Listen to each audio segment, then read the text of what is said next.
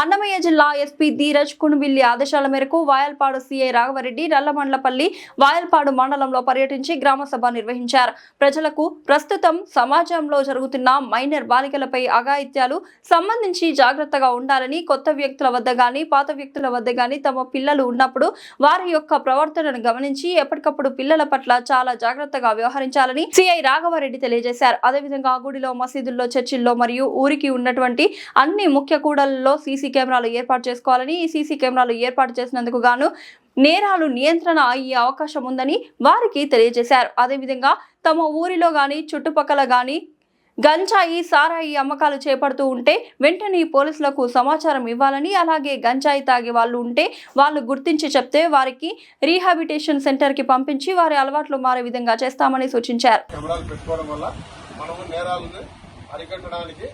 మీ వంతు కృషి చేసినట్టు అవుతుంది.